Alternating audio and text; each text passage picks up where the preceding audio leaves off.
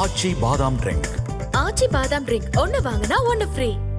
நடிகை ரன்யா ராவ் மீதான தங்க கடத்தல் விவகாரத்தில் அவரது வளர்ப்பு தந்தையான கர்நாடக டிஜிபி ராமச்சந்திர ராவுக்கு தொடர்பு உள்ளதா என விசாரணை செய்ய அம்மாநில அரசு உத்தரவிட்டுள்ளது.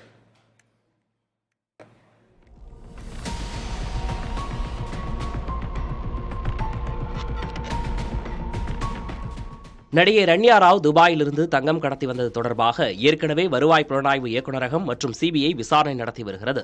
இந்த நிலையில் விமான நிலையத்தில் விஐபிக்களுக்கான சலுகை பெறப்பட்டதாக குற்றச்சாட்டு எழுந்தது. அது தொடர்பாக முழுமையான விசாரணை நடத்த கர்நாடக அரசின் இணை முதன்மைச் செயலரான கௌரவ் குப்தா IAS நியமிக்கப்பட்டுள்ளார். விமான நிலையத்தில் விஐபிக்களுக்கான சலுகை எவ்வாறு தவறாக பயன்படுத்தப்பட்டது, இந்த விவகாரத்தில் நடிகையின் வளர்ப்பு தந்தையான கர்நாடகா டிஜிபி ராமச்சந்திர ராவ் IPSக்கு தொடர்புள்ளதா என விசாரணை நடத்தி ஒரு வாரத்திற்குள் அறிக்கை அளிக்க வேண்டும் என கர்நாடக அரசு உத்தரவிட்டுள்ளது.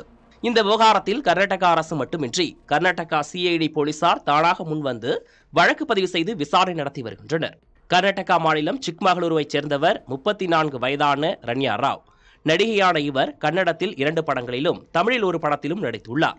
கர்நாடகா காவல் குடியிருப்பு மற்றும் உட்கட்டமைப்பு வளர்ச்சிக் கழக ADGP ராமச்சந்திர ராவின் வளர்ப்பு மகளான இவர் கடந்த 3ஆம் தேதி துபாயிலிருந்து பெங்களூரு வந்த விமானத்தில் 12 கோடியே 56 லட்சம் ரூபாய் மதிப்பிலான 14.80 கிலோ தங்க கட்டிகளை கடத்தி வந்ததாக கூறப்படுகிறது. அவரை விமான நிலையத்தில் டெல்லி வருவாய் புலனாய்வு பிரிவு அதிகாரிகள் கைது செய்தனர். அவரது வீட்டில் நடத்திய சோதனையில் 2.6 கோடி ரூபாய் மதிப்பிலான நகைகள், 2.67 கோடி ரூபாய் ரொக்கம் என அவரிடம் மொத்தம் 17.29 கோடி ரூபாய் மதிப்பிலான நகை, ரொக்க பணம் பறிமுதல் செய்யப்பட்டது குறிப்பிடத்தக்கது.